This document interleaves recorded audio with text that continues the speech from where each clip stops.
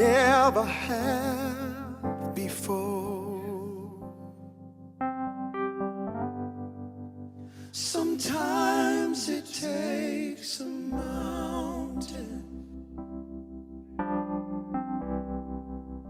sometimes a troubled sea. Hello guys, this is your girl Keisha, and I'm back with another story time. Well, this story is about my first pregnancy. About and my stillbirth. So when I was pregnant with my first child, when I was 8 months, I find as the Friday when I got up, I didn't feel the baby was moving. So in my first pregnancy, I never pregnant before. So I'm like to myself, I'm not feeling the baby moving. Because every day I usually felt the baby move, sometimes twice for the day or once. But I always felt the baby move. But that Friday, I didn't feel the baby move. So I have this friend, and I was talking to her, and I told her that I didn't feel the baby move. She said, I think everything is okay, but just keep in mind, you understand, so she don't have no kids. So she have no idea. So the Saturday, I still didn't feel the baby move. And I say to this other lady that have 3 kids, I said to her, you know what? I didn't feel the baby moving. She said, well, you understand that probably the baby tired. That's why the baby not moving. So when I went back home, I'm like to myself, that doesn't make sense. Oh, the baby's supposed to be tired and the baby not working. So, oh, the baby's supposed to be tired. So the Sunday I get up and I went to church. At that time I wasn't Christian. I went to church and I'm at church, but my mind is far because I'm not feeling the baby moving. So when I come home, I call the same girl that I tell the first time that I didn't feel the baby move, and she told me that everything is okay, but just keep in mind she didn't have no child, so she don't know. I told her and said, Audrey, I didn't feel the baby move since Friday. I'm gonna go to the emergency because I don't feel the baby move, and every day before I usually understand me feel when the baby move. So she said, okay then. She said, alright, get dressed and I'm gonna follow you. Keep in mind, I'm here. I have no family here. So we get dressed, and me and I went to the hospital. And when I went to the hospital, I told the nurse that I didn't feel the baby move since Friday. So she, me understand, she registered me, and she brought me in the room. So she get the monitor, and she said, you understand, this is the foot, and she said, this is the leg, this is the arm, this is the ribs, this is the head. And when she reached to the heart, you understand, because you can see it on the monitor. When she reached to the heart, she skip back again from the heart and said, this is the leg. And that she did it 3 times. And the 4th time I said to her, is it something wrong? Because now I start to cry. I said, tell me if something wrong, you understand? Did my baby die? Tell me if something wrong. And she's like, no, nothing is wrong with the baby. Everything is okay. The baby is okay. I said, no, I know something wrong. Because every time you reach at the heart, you always move back from the heart and tell me again about the foot, the ribs, the hand, the shoulder, the kidney, the this, the head, but not the heart. Because when you touch the heart, usually, can remember, almost every time I would go to the hospital and then they would do the ultrasound, I hear the heartbeat. So at this time I hear no heartbeat, I knew something was wrong. Even though I never have a child before, but it does take wisdom. You understand? Because you do ultrasound before. I did it before. Before, you understand, before I stopped felt the baby move. So I'm like, well, and I started to cry. My friend is like, no, Keisha, it's okay, it's gonna be okay, everything's okay. I said, no, everything's not gonna be okay. She's lying to me, something wrong. So she came out the room, the nurse, because for the nurse to tell me something wrong, you understand that it's not her job. You understand, to tell me that something wrong. For when she came out the room, you understand, she went and go get a doctor. The doctor came inside the room. He's like, okay then, I think something wrong with this. He said, okay, then you understand. I think something wrong with this machine. I'm going to change this machine. He came with a other one. He's like, this is the foot, this is the hand, this is the ribs, this is the shoulder, this is the head. I said, doctor, I want to hear about the heart. I'm not hearing, you understand, so no heartbeat, nothing. What about the heart? Something wrong? And then he said, yeah, and then turned to me and said, you understand, I'm sorry, but the baby passed away. I'm like, the baby passed away? I know something wrong. And I started to cry and I cried because this is my first pregnancy. My first pregnancy, imagine 8 months.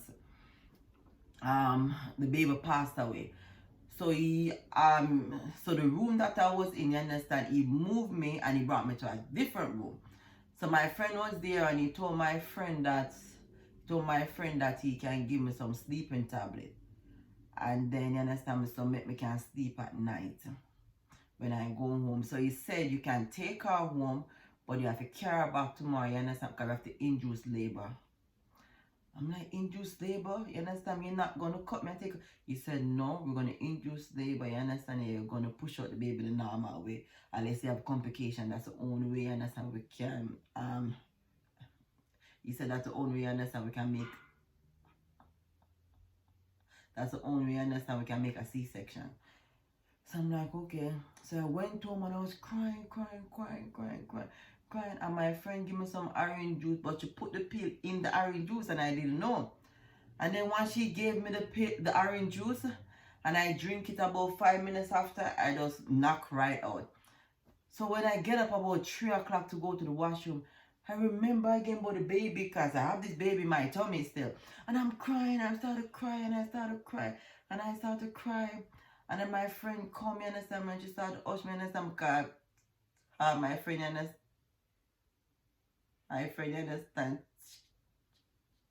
she slept over.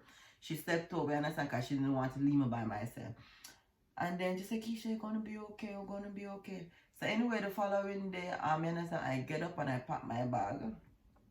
I went to the hospital and I went and they induced labor on me. And then the doctor come in, and when I was 10 centimeters dilated, she told me I need to push, and I push out that baby. And that baby is a full growing baby. This baby have her 10 toes, 10 fingers, everything.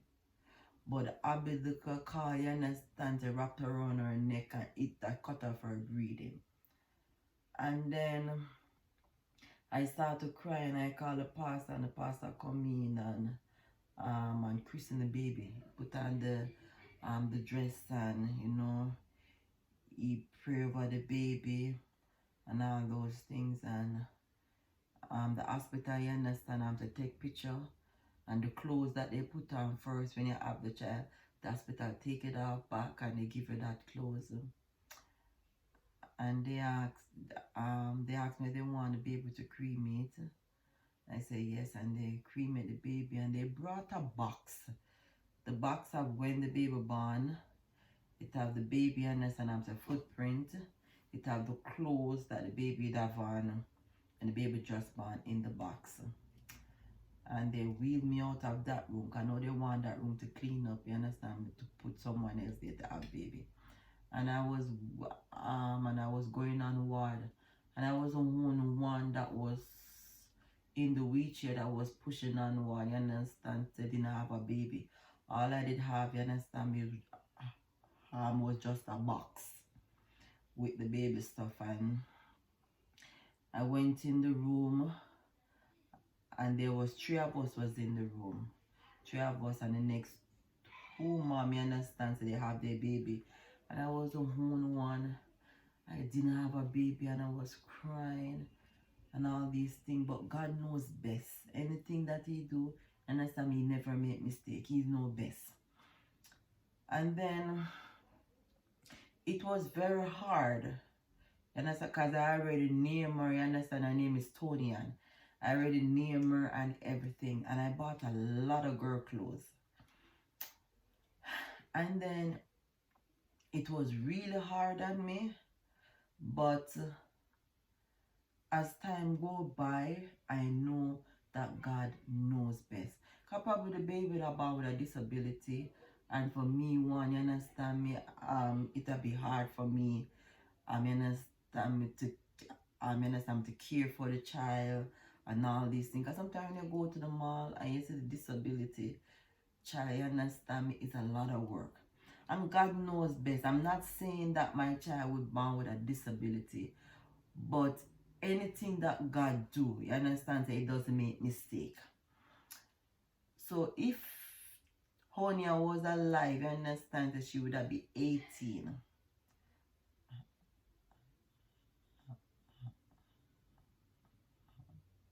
She would be 18 this year. So you understand me, that is some of my story, you understand, about my stillbirth. But if you guys need a part 2, all I'm asking, you understand me, just for 100 likes. 100 likes and I tell you about part 2. So guys, just remember to share, subscribe, and hit that notification bell and spam out that comment section. Peace out. God bless you. Understand? I'm saying good night. Take care of yourself. Thank you. Bye bye.